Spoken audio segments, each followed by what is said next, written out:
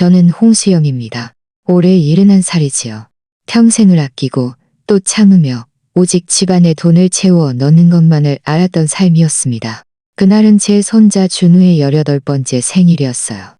저는 결국 그 돈 봉투를 꺼냈습니다. 적어도 이번만큼은 손자가 제가 누구인지 기억해 주리라 믿었지요. 하지만 손자는 돈 봉투를 받아 들고는 저를 흘깃 한번 쳐다보더니 고작 11글자를 내뱉었습니다. 그 순간 저는 눈 한가운데서 모두에게 딱이라도 맞은 듯 멍하니 서 있었습니다. 소리치지도 울지도 않았어요. 그저 손을 뻗어 돈 봉투를 다시 가져왔을 뿐입니다. 그 순간부터 이 집은 결코 예전으로 돌아갈 수 없게 되었지요. 만약 그 11글자가 무엇이었는지, 그리고 71살 할머니의 마지막 이야기가 어떻게 될지 궁금하시다면 좋아요를 눌러 제가 아직 듣고 계시다는 것을 알려주세요. 그날은 바람이 몹시 차가웠어요. 그들은 시내에 있는 아주 유명한 해산물 전문점에서 약속을 잡았더군요. 제가 룸으로 들어섰을 때는 이미 사람들이 거의 다 와 앉아 있었어요. 며느리 이연의 친정쪽 식구들, 즉 외할아버지 정춘영, 외할머니 발리에, 그리고 투맨이 외삼촌과 한 분의 이모까지. 온 테이블이 웃음꽃을 피우며 마치 동창이라도 하는 듯 시끌벅적했습니다. 제 아들 나연성과 며느리 이연은 그 테이블 옆에서 술잔을 따르느라 정신없이 분주했지요. 저는요, 맨 끝자리, 문 옆에 가까이 붙은 의자에 앉았습니다. 제 등 뒤로는 직원들이 드나드는 복도였어요. 음식 접시가 나올 때마다 제 앞을 지나거나 아니면 제 등 뒤로 돌아가야 했지요. 주인공은 당연히 제 손자 나준우였습니다. 오늘은 준우의 18번째 생일이니까요. 준우는 테이블에서 가장 눈에 띄는 자리에 앉아 있었어요. 머리는 높이 세우고 제가 이름도 모르는 브랜드의 재킷을 입고 있었는데 가슴팍에는 커다란 영어 글자가 박혀 있었죠. 친정 식구들은 끊임없이 준우야, 이 회 좀 먹어봐. 이게 네가 제일 좋아하는 거잖아. 하면서 마치 돈이라도 안 되는 것처럼 마구 권했습니다. 준우 앞에는 접시 가득 음식이 쌓여 있었지요. 저는 그저 옆에 앉아 그걸 지켜보면서 마음 한구석이 조금 시큰했지만 괜찮아, 할머니는 그냥 여기 앉아 있는 것만으로도 충분해 하고 스스로를 다독였습니다. 테이블에 커다란 랍스터가 올라오자 모두가 와 하고 탄성을 지르며 일제히 휴대폰을 꺼내 사진을 찍었습니다. 옆에 있던 직원은 생일 축하 노래를 불러주고 이따가 케이크를 자르면서 손자 준우에게 한마디 하라고 했어요. 사람들은 웃고 떠들며 시끌벅적했습니다. 저는 처음부터 끝까지 그저 박수를 치고 함께 웃을 뿐이었지요. 마음속으로는 계속 한 가지를 저울질하고 있었습니다. 제가 준비한 돈 봉투를 꺼내야 할까 말아야 할까. 그 돈 봉투는 제 핸드백 가장 깊숙한 곳에 들어있었어요. 빨갛고 두툼한 봉투 속에는 40여만 원이 들어있었죠. 한 장 한 장 새 돈이었어요. 제가 지난 몇 년간 아끼고 아껴가며 천천히 모은 40여만 원이었습니다. 요즘 젊은이들에게는 아마 차 한 대 값이나 여행 한 번 가는 돈일지도 모르겠지만 저 같은 은퇴 노인에게는 남은 평생의 안정감이나 다름없었지요. 원래는 아까워서 줄 수가 없었습니다. 하지만 지난 18회 동안 준우가 어릴 때부터 외할아버지, 외할머니 집에서 자랐다는 것을 생각하니 마음이 아팠어요. 아장아장 걸으며 처음 배운 할아버지, 할머니가 저와 건중이 아닌 친정 쪽 식구들이었다는 것을 떠올리니 말입니다. 매년 생일이나 졸업식마다 그는 늘 시내에서 거창한 식사를 하고 가족 사진을 찍었죠. 그리고 저희 집 차례가 되면 그냥 대충 도시락이나 한 끼 먹고 사진도 장 찍으면 끝이었습니다. 저는 늘 마음속으로 미안함을 느꼈어요. 그래서 올해 준우가 18살 어른이 되었으니 이 돈 봉투를 주자. 이 할머니가 주는 성면 선물로 채워주는 셈치자 하고 마음먹었습니다. 저는 테이블 밑으로 천천히 핸드백을 끌어당겨 손을 집어넣었고 그 돈 봉투가 만져지는 순간 심장이 크게 뛰었습니다. 건배가 거의 끝나고 직원이 케이크를 들고 들어왔습니다. 불이 꺼지고 촛불이 켜지자 모두가 준우에게 소원을 빌라고 했어요. 저는 촛불이 그의 얼굴에 밝았다 어두워지는 것을 보면서 마치 제 시간이 멈춰버린 것 같은 기분이 들었습니다. 소원을 빌고 노래를 부른 후 불이 다시 켜지자 저는 깊이 숨을 들이쉬고 돈 봉투를 꺼냈습니다. 손이 조금 떨렸어요. 애써 웃는 얼굴로 준우에게 말했습니다. 준우야, 18살이 되었구나. 할머니는 네가 앞으로 모든 일을 순조롭게 잘 헤쳐나가길 바란다. 이거 가져가서 네가 잘 써. 제 목소리가 크지는 않았지만 그 순간 테이블 위에는 아무도 말을 하지 않아 모든 사람이 분명하게 들을 수 있었습니다. 준우는 원래 외삼촌과 웃고 있었는데 제가 부르자 고개를 돌려 돈 봉투를 한번 쳐다봤습니다. 그는 바로 받지 않고 먼저 외할아버지 정춘영이 있는 테이블을 바라봤어요. 외할아버지와 눈을 마주치며 마치 무엇인가를 확인하려는 듯 했습니다. 외할아버지 정춘영은 그저 웃으며 고개를 살짝 끄덕였을 뿐이었죠.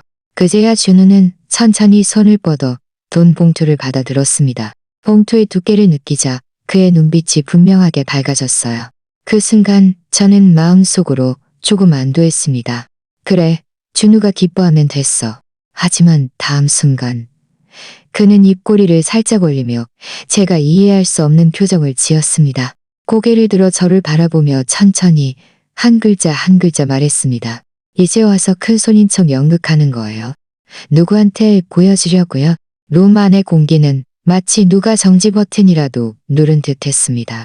방금 전까지 랍스터가 맛있는지 아닌지 논하던 소리는 온데간데 없고 젓가락은 허공에 멈춰 있었으며 어떤 사람은 입을 벌린 채 멍하니 있었습니다.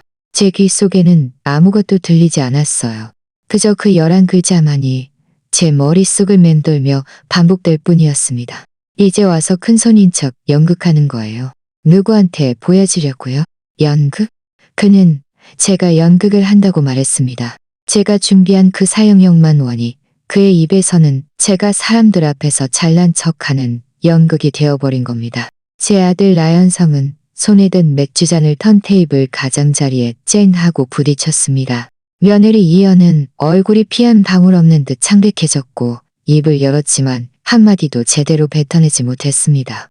외할아버지 정춘영과 외할머니 발리에는 웃는 표정이 얼굴에 그대로 굳어버렸고 아무도 나서서 말리려 하지 않았습니다. 그 순간 저는 한 가지를 아주 분명하게 깨달았습니다. 이 테이블 위에서 가장 당황스러운 사람은 그가 아니라 바로 저라는 것을요. 저는 그가 여전히 그 돈 봉투를 쥐고 있는 것을 봤습니다. 그의 눈빛에는 미안함 따위는 전혀 없었어요. 그저 청소년 특유의 짜증과 약간의 득이한 행함만 있었습니다. 그냥 말했을 뿐인데 뭘 그래? 어디서 솟아났는지 모를 힘으로 저는 순간 벌떡 일어섰습니다. 의자가 바닥에 긁히며 듣기 싫은 소리를 냈지요. 저는 한 걸음 앞으로 다가가 손을 뻗어 그의 손에 들린 돈 봉투를 꽉 움켜쥐었습니다. 그는 잠시 얼어붙더니 무의식적으로 봉투를 꽉 쥐었습니다. 저는 그와 실랑이 할 필요 없이 온몸에 힘을 다해 그의 손가락 사이에서 돈 봉투를 빼앗아왔습니다. 루마는 여전히 아무 말도 없었고 심지어 문을 열고 들어오려던 직원마저 문가에 멈춰서서 들어올 엄두를 내지 못했습니다. 저는 돈 봉투를 손에 꽉 쥐었습니다. 그것이 돈이 아니라 숨막히는 커다란 돌덩이처럼 느껴졌습니다. 저는 천천히 고개를 들어 맞은편 손자를 바라보고 다시 옆에 앉아 저를 감히 쳐다보지 못하는 아들과 며느리를 흘끗 보았습니다. 제가 입을 열었을 때 저 자신조차 놀랐습니다. 네 말이 틀린 것도 아니지. 저는 준우를 똑바로 응시했습니다. 이 연극 내가 18년 동안 해왔으니까 아무도 말을 받지 못했습니다. 오늘은 이제 막을 내려야지. 저는 다시 한마디 덧붙였습니다. 고개를 돌려 연성과 이연을 바라보고 정씨 집안 식구들 테이블을 한번 훑은 후 마지막으로 준우의 얼굴에 시선을 고정했습니다. 오늘부터 나는 연극하지 않을 거야. 저는 손에 든 돈 봉투를 들어 보였습니다. 이 돈 봉투는 할머니가 그냥 가질게. 말을 마치고 돈 봉투를 제 가방에 도로 넣고 지퍼를 올렸습니다. 저는 몸을 돌려 룸 문을 열었습니다. 바깥의 차가운 공기가 순식간에 안으로 밀려 들어왔습니다. 제 등 뒤에서는 곧바로 엄마 하는 두 사람의 목소리가 들렸지만 저는 뒤돌아보지 않았습니다. 문이 쾅 하고 닫히며 모든 시선, 모든 어색함, 그리고 차마 입 밖으로 내지 못한 말들을 그 밝고 노랄 룸 안에 가두어 버렸습니다. 복도에는 노란 불빛이 비치고 발밑에는 너무나 반짝이게 닦인 바닥이었습니다. 저는 그 위를 흔들리는 제 그림자를 보면서 문득 거울 속에 그 사람이 너무나 낯설게 느껴졌습니다. 길을 바라보며 스스로에게 말했습니다. 결국 그들의 눈에 나는 정말 그저 남에게 보여주기 위한 연극을 하는 노인에 불과했던 거구나. 그날 밤 저는 한숨도 잘 수 없었습니다. 머릿속에는 룸 안의 그 음식들부터 아주 오래전 채소 시장까지 장면들이 되감기 되었습니다. 불을 끄고 방은 어두웠지만 제 눈은 감겨도 환했습니다. 몸을 뒤척이며 한숨을 쉬었지요. 됐어. 여기까지 말한 김에 차라리 처음부터 너에게 말해줄게. 나 홍수영이 어떻게 오늘 이 지경까지 오게 되었는지 말이야. 제가 젊었을 적 나시 집안으로 시집왔을 때 저는 마르고 까무잡잡한 얼굴이 햇볕에 그을려 붉게 변해 있었습니다. 시부모님은 작은 소읍 변두리에 상가주택을 빌려 살고 있었어요. 아래층은 잡화점이고 위층은 살림집이었죠. 시집 오자마자 저는 제가 얼마나 고된 삶을 살게 될지 직감했습니다. 시어머니는 먼지 한 톨도 놓치지 않는 눈썰미를 가졌고 잔소리도 많으셨죠. 제 남편 나건중은 사람이 참 착하고 말이 많지 않았어요. 그저 괜찮아요. 엄마는 우리를 위해서 그러시는 거예요. 라고 말할 뿐이었습니다. 결혼하고 채 2년도 되지 않아 잡화점은 더 이상 운영하기 어려워졌고 시부모님 건강도 나빠지기 시작했습니다. 건중은 그럼 우리 시장의 자판이라도 벌여볼까? 하고 말했습니다. 그때부터 제 인생은 거의 시장에서 보내게 되었습니다. 매일 새벽 2, 3시에 알람이 울리면 저는 벌떡 일어났습니다. 그때는 아들 나연성이 아직 어렸는데 저는 한 손으로 연성을 안고 다른 손으로는 채소를 고르고 돈을 계산하곤 했습니다. 연성이 채소 바구니 위에서 잠들면 저는 깨끗한 천으로 덮어주었습니다. 절약은 그때부터 시작된 것입니다. 저는 늘 스스로에게 말했습니다. 괜찮아. 몇 년만 더 고생하면 연성이 커서 우리 형편이 나아질 거야. 나중에 시부모님 건강은 날마다 나빠졌고 건중은 또 한 번 짐을 나르다가 허리를 삐끗했습니다. 오랫동안 병원에 가지 않아 큰 문제가 되었죠. 그 후로는 병원 냄새, 병실의 불빛, 의사 선생님이 말씀하시는 제가 알아듣지 못하는 전문 용어들 뿐이었습니다. 두 분이 돌아가실 때는 너무나 조용했습니다. 병원에서 집으로 돌아오는 길 바람이 갑자기 얼굴에 불어왔고 제 머릿속은 온통 텅 비어 있었습니다. 장례를 치르고 친척들과 친구들에게 감사 인사를 전하고 조의금을 받고 답례하는 모든 일을 제가 혼자 감당했습니다. 그 기간 동안 저는 매일 꿈속을 헤매는 것 같았어요. 제가 살아있다는 것을 유일하게 알려준 것은 매일 아침 채소를 씻고 시장으로 발걸음을 옮기는 그 동작이었습니다. 이 가정을 위해 저는 아낄 수 있는 모든 것을 아꼈습니다. 연성이 나중에 결혼할 때 저는 수년간 모아온 통장을 꺼내 아파트 계약금 일부를 보태주었습니다. 그 돈이 제가 밥 한 그릇을 2끼로 나누어 먹고 여름에 에어컨을 켤 엄두도 못 내고 선풍기만 돌려가며 아낀 돈이라는 것을 아는 사람은 저 자신뿐이었습니다. 지금 돌이켜 생각해보면 제 평생 저 자신을 위해 쓴 돈은 정말이지 보잘것없을 정도로 적었습니다. 좋은 옷 한 벌을 사려고 해도 마음이 불편했고 맛있는 음식 한 끼를 먹으려고 하면 이 돈이면 채소를 몇 단, 과일을 몇 근 살 수 있을까 하고 마음속으로 계산했습니다. 저는 늘 자식과 손주를 위해 희생하는 것은 어른으로서 당연한 일이다라는 말을 믿었습니다. 그리고 저 역시 수십 년간 그렇게 살아왔죠. 제가 누구인지 가끔 잊을 정도로 말입니다. 하지만 그렇게 헌신한 세월이 어느 날 제 친손자에 의해 이제 와서 큰손인 척 연극하는 거예요. 누구한테 보여주려고요. 라는 11글자로 폄하될 줄은 꿈에도 생각지 못했습니다. 그날 밤 저는 침대에 누워 아래층 시계 소리가 한시 울리는 것을 들으며 단 한 가지 생각만이 머릿속을 맴돌았습니다. 내 평생 도대체 누구를 위해 살아온 걸까? 이야기를 하자면 제 아들 나연성이 결혼하던 해부터 시작해야겠네요. 연성은 그때 26살이었는데 시내 미용실에서 일하는 정희연이라는 여자친구를 사귄다고 말했습니다. 첫 만남은 그가 집으로 이연을 데려와 먼저 저에게 보여주고 싶다고 했을 때였어요. 이연은 몸이 가늘고 피부가 하얀 편이었고 머리도 살짝 갈색으로 염색한 것이 아주 꾸밀 줄 아는 사람이었습니다. 앉자마자 어머니 안녕하세요 하며 아주 공손하게 웃었지요.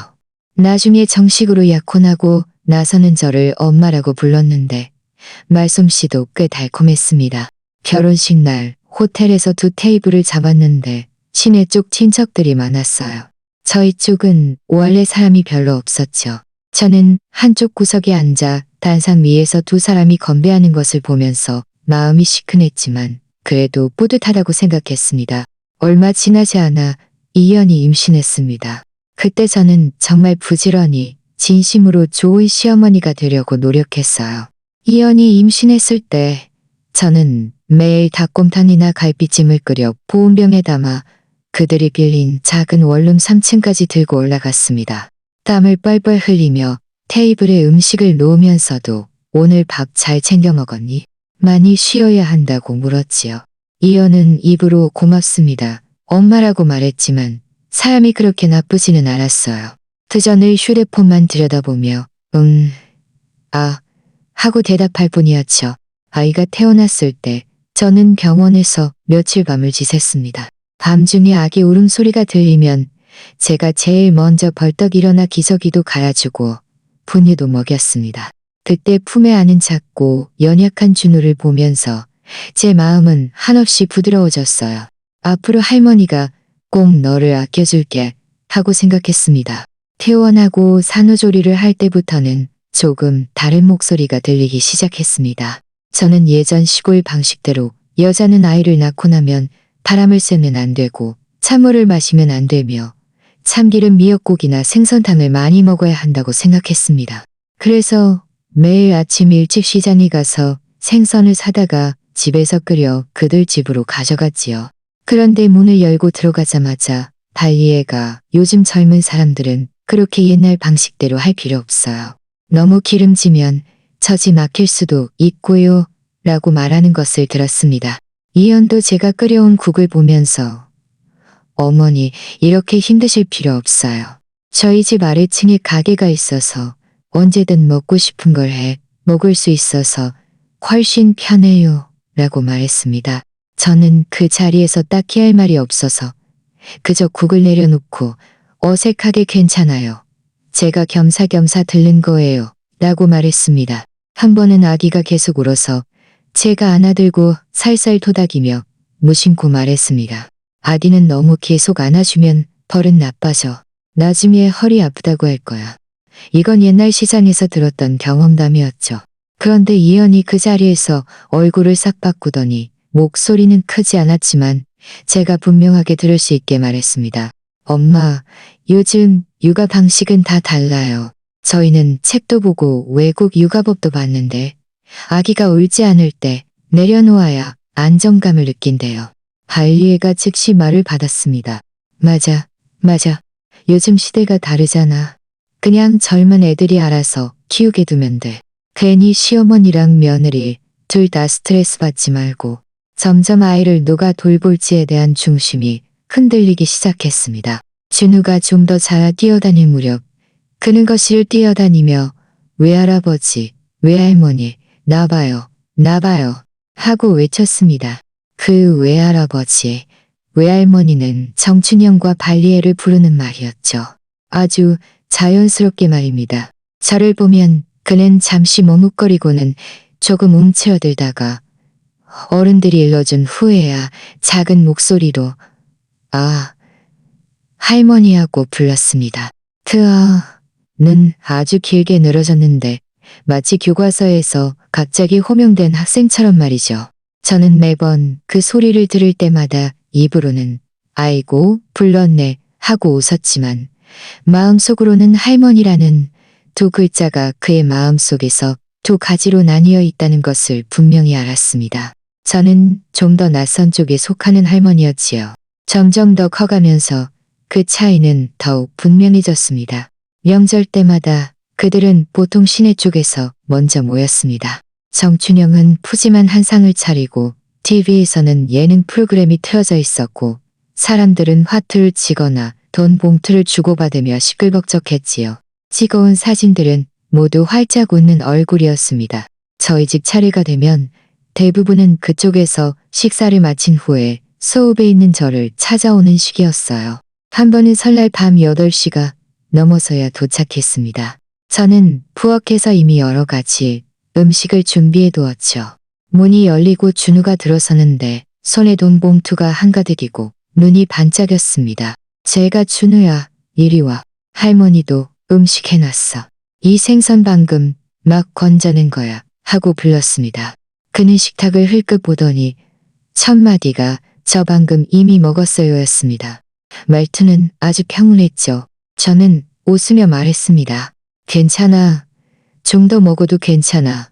키 더 커야지. 그는 자리에 앉아 젓가락으로 채소를 조금 집고 고기를 조금 집고 밥도 몇 술 뜨더니 저 위층에 가서 TV 볼래요. 라고 말했습니다. 아들 연성은 옆에서 엄마, 걔 방금 그쪽에서 상다리 부러지게 먹고 왔어요. 신경 쓰지 마세요. 라고 말했습니다. 저는 입으로는 신경 안 써. 애가 즐거우면 됐지라고 말했지만 그 음식들은 결국 다 먹지 못하고 대부분 냉장고에 넣어 다음날 데워 저 혼자 먹었습니다. 시간이 흐르면서 저도 그들이 오기 전에 먼저 묻는 법을 배웠습니다. 전화로 너희 거기서 먼저 먹었니? 먼저 먹었으면 내가 여기는 적게 할게 하고 물었죠. 전화 저편에서 이연은 보통 네. 아마 엄마 집에서 좀 먹고 올 것 같아요. 어머니는 간단하게 하시면 돼요. 라고 대답했습니다. 어느 해 추석, 온 가족이 옥산에 모였는데 정씨 집안은 사람이 많아 웃음소리가 옆집까지 들렸습니다. 저희 집은 저 혼자 작은 상에 과일 한 접시를 썰어 놓았을 뿐이었죠. 원래는 괜찮아. 다들 바쁘니 각자 명절을 보내는 거지 하고 생각했습니다. 그런데 그날 밤 제가 화장실에 가려고 계단을 지나다가 아래층 차고에서 준우가 친구와 이야기하는 것을 들었습니다. 그때 준우는 중학교 2학년쯤 되었을 겁니다. 친구가 너 오늘 아빠네 할머니 집 갔냐? 하고 물었습니다. 준우는 무심하게 그냥 잠시 들렀어. 그쪽 할머니는 너무 아껴서 맨날 남은 반찬 먹으라고 해 라고 말했습니다. 그 너무 아껴서라는 말이 제 귀 속을 칼날처럼 스쳐 지나갔습니다. 저는 계단 모퉁이에 불도 켜지 않은 채 벽을 짚고 서 있었습니다. 발이 움직이지 않았어요.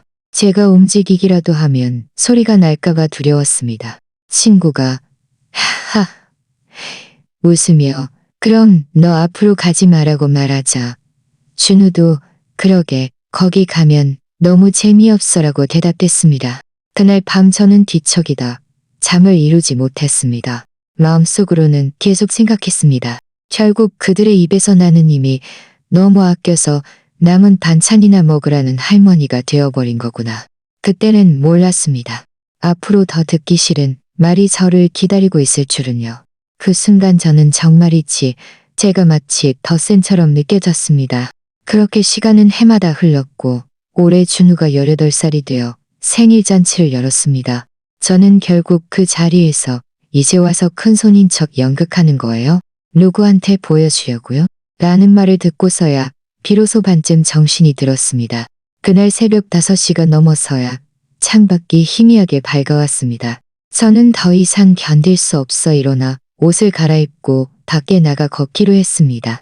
그러지 않으면 병이 날 것 같았거든요. 제가 사는 곳 옆에는 작은 강이 있는데 강변을 따라 산책로가 있습니다. 아침에는 많은 어르신들이 그곳에서 산책하고 기지개를 켜곤 합니다. 저는 얇은 외투를 걸치고 문을 닫았습니다. 차가운 공기가 한꺼번에 밀려 들어오자 정신이 좀 더 맑아졌습니다. 강변 공기는 약간 습했고 프리팬은 아직 이슬이 맺혀 있었습니다.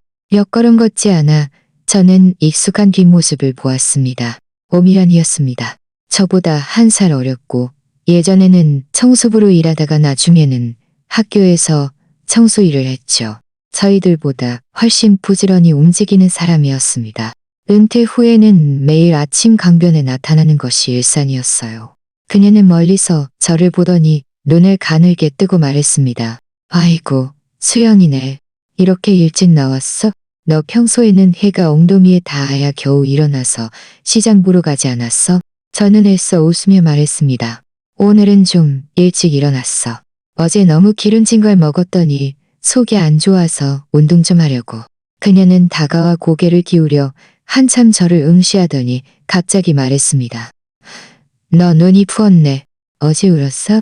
저는 깜짝 놀라 무슨 소리야. 바람 불어서 그래라고 말했습니다. 그녀는 흥 하고 코웃음을 쳤습니다. 거짓말 마. 나 예전에 화장실 청소할 때도 이렇게 사람 자세히 안 봤어. 네 얼굴 보니까 딱 봐도 무슨 일 있는 거야. 우리는 산책로를 한 바퀴 돌았습니다. 처음에는 죽어도 말하고 싶지 않았어요. 모퉁이를 돌아 앞에 사람이 별로 없을 때 강물 흐르는 소리가 들리자 마음속에 단단했던 무언가가 갑자기 조금 풀리는 것 같았습니다. 저 자신도 어떻게 된 영문인지 알 수 없었지만 입을 열자마 멈출 수가 없었습니다. 어제 준우 생일이었던 거 알지? 연성이가 그러던데 시내교 해산물 전문점에서 했다며? 맞지? 응. 저는 깊이 숨을 들이쉬었습니다. 내가 준우한테 큰돈 봉투를 줬어. 네 손자 돈 벌었네. 그녀가 웃으며 말했습니다. 너처럼 아끼기로 소문난 사람이 그렇게 큰 돈이라고 할 정도면 3만 원, 5만 원은 아닐 텐데 46만 원. 제가 말하자 그녀의 발걸음이 멈칫했습니다. 뭐라고? 46만 원? 제가 다시 말했습니다. 내가 지난 몇 년간 아껴가며 모아둔 돈이야. 원래는 내 노후 자금으로 쓰려고 했던 건데. 그녀는 와 하고 감탄사를 내뱉었습니다. 그럼 너 정말 그 애한테. 저는 어제 룸 안에서 있었던 일을 제가 구석에 앉아있던 순간부터 돈 봉투를 꺼내고 그 애가 이제 와서 큰손인 척 연극하는 거예요? 누구한테 보여주려고요? 라고 말한 순간까지 그 모든 과정을 털어놓았습니다. 그 11글자를 말할 때 제 목이 다시 막혔고 발걸음도 멈췄습니다. 그녀는 이야기를 다 듣고 나자 얼굴이 온통 벌겋게 달아올랐습니다. 몇 초를 참더니 결국 한마디 내뱉었습니다. 네 손자 도대체 왜 그래? 입이 삐뚤어졌나? 그게 사람이 할 소리야. 저는 씁쓸하게 웃었습니다. 젊은 애들이니까요. 요즘은 다들 말이 좀 직설적이잖아. 직설적이긴 뭐가 직설적이야. 그녀는 정말 화가 났는지 목소리를 낮추어 말했습니다. 18살이지 8살이야? 그렇게 많이 배웠다는 애가 다 어디로 배운 거야? 그건 칼로 내 심장을 긋는 거나 마찬가지잖아. 저는 아무 대꾸도 하지 않고 그저 고개를 숙여 제 신발끈만 바라봤습니다. 그녀는 한숨을 쉬더니 목소리를 부드럽게 낮추었습니다. 수영아, 내 말 한마디만 들어봐. 너 지난 수십 년 동안 젊어서부터 지금까지 돈은 다 아들, 손자한테 썼잖아. 너는 늘 스스로 괜찮아. 걔네들이 행복하면 됐지 하고 말했지. 너는 행복했니? 저는 침묵했습니다. 우리는 또 한 바퀴를 걸었습니다. 그녀는 먼저 집에 가서 아침밥을 해야 한다고 했습니다. 그녀는 제 어깨를 두드리며 말했습니다. 너 집에 가서 좀 쉬어. 무슨 일 있으면 나한테 전화해. 혼자 집에 틀어박혀서 머리 싸매지 말고. 저는 벽에 기대어 한참 동안 움직이지 않았습니다. 솔직히 말해서 전화를 끊는 순간 제 손은 떨리고 다리도 후들거렸지만 떨림이 멈춘 후에는 오히려 마음 한구석이 갑자기 가벼워지는 것을 느꼈습니다. 마치 무거운 돌덩이가 드디어 제 손으로 조금이나마 밀려난 것처럼 말입니다. 저는 테이블로 가서 따뜻한 물 한 잔을 따랐습니다. 한 모금 마시며 막 앉아서 쉬려고 하는데 갑자기 초인종이 울렸습니다. 딩동 하는 소리가 작은 방 안에 유난히 또렷하게 울려 퍼졌습니다. 저는 잠시 멍하니 있다가 무의식적으로 현관 쪽으로 걸어갔습니다.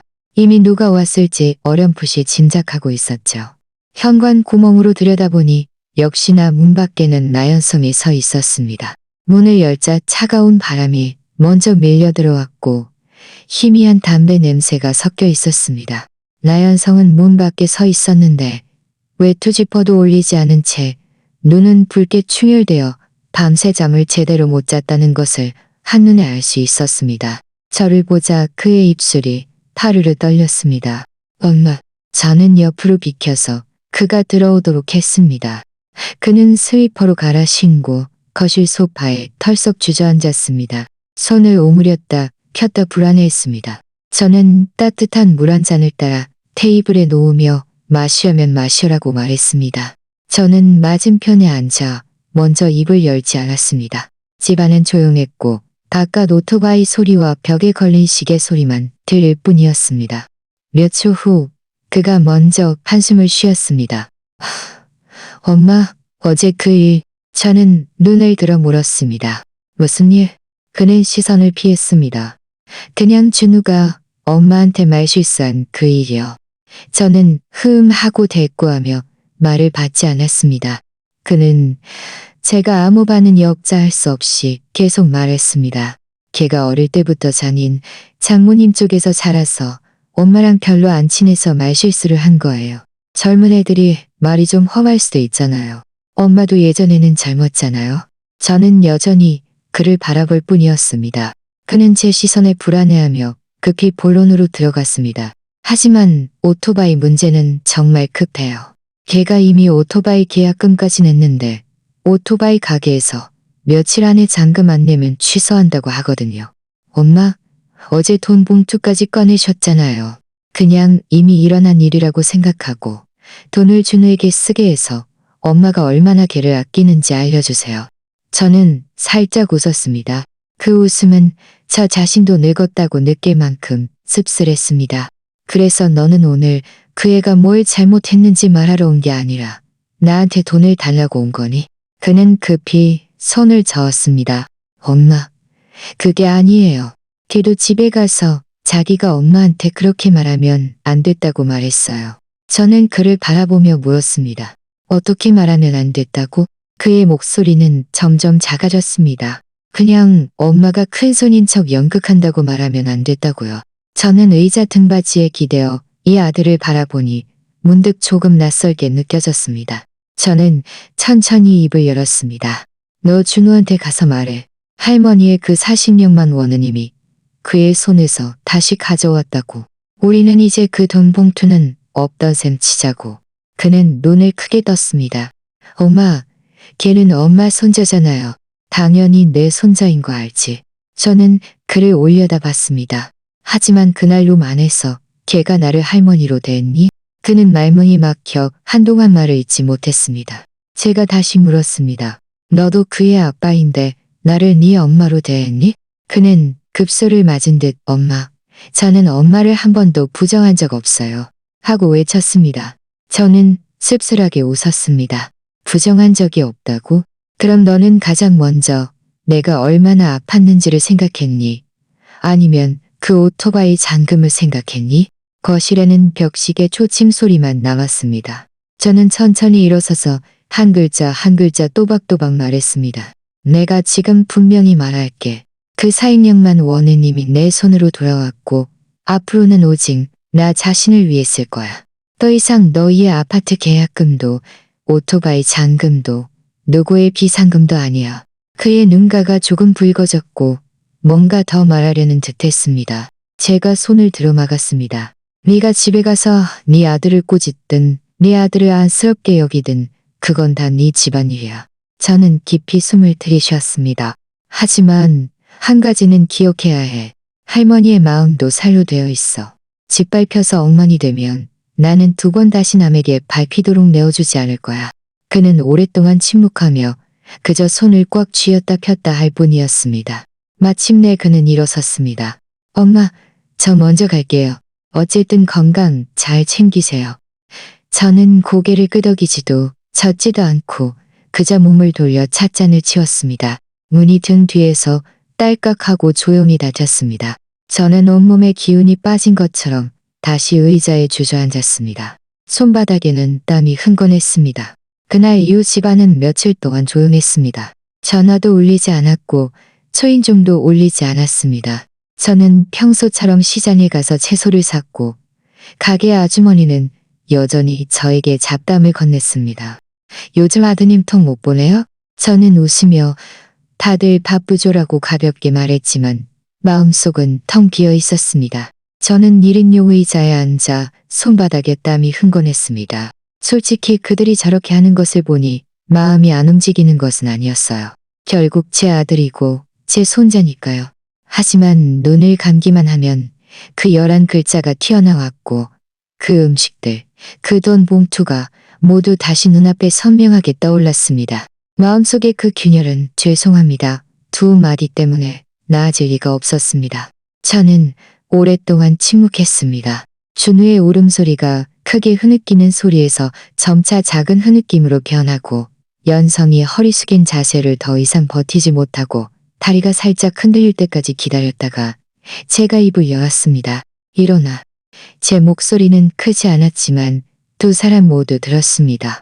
그들은 즉시 몸을 일으켰습니다. 준우는 고개를 들었는데 눈은 퉁퉁 부어 봉숭아 같았고 코끝은 빨갰습니다. 연성도 얼굴이 좋지 않았고 눈가가 붉었고 입술을 굳게 다물고 있었습니다. 저는 그들을 바라보며 일부러 목소리를 평온하게 유지했습니다. 너희가 한 말 다 들었다. 사과도 받았고 그들은 저를 똑바로 바라보며 뒤에 이어질 나는 너희를 용서한다는 말을 기다리는 듯했습니다. 저는 그 말을 하지 않았습니다. 준우야. 저는 그를 바라봤습니다. 너는 18살이야. 이제 어린애가 아니야. 그 11글자는 한바탕 얻어맞거나 오늘 한바탕 운다고 해서 없던 일이 되는 게 아니야. 그 말은 이미 밖으로 나갔고 거기 그대로 있어. 앞으로 네 인생 길은 네가 스스로 걸어가야 해. 어떤 교훈은 네가 이미 조금 맛봤겠지만 앞으로는 사회의 주먹이 할머니의 잔소리보다 훨씬 더 강력할 거야. 저는 다시 연성을 바라봤습니다. 네가 반성하겠다고 했지. 들었어. 앞으로 네 아들을 어떻게 가르칠지, 네 스스로 어떻게 네 역할을 할지 더 이상 사춘기라는 핑계를 대지 마. 저는 두 손을 무릎 위에 모으고 천천히 말했습니다. 돈 문제는 오늘 말하지 않을게. 너희는 앞으로 나를 찾아와도 그 돈 봉투 이야기는 다시 꺼내지 마. 그건 나 자신의 인생이고 내가 어떻게 쓸지는 내가 결정할 거야. 그들은 모두 고개를 끄덕였습니다. 준우는 특히 힘주어 고개를 끄덕였는데 눈물이 다시 쏟아져 나오려 했지만 억지로 참았습니다. 거실은 잠시 조용해졌습니다. 저는 숨을 들이쉬고 말했습니다. 오늘 너희가 와줘서 내 마음속으로는 느껴지는 게 있어. 적어도 나 혼자 힘들어하는 게 아니라는 걸 알게 된 것만으로도 충분해. 저는 말을 멈추고 더 이상 한 발짝도 나아가지 않았습니다. 우리 예전으로 돌아가자 고도 말하지 않았고 괜찮아. 다 지난 일이야 라고도 말하지 않았습니다. 왜냐하면 그것은 진실이 아니었으니까요.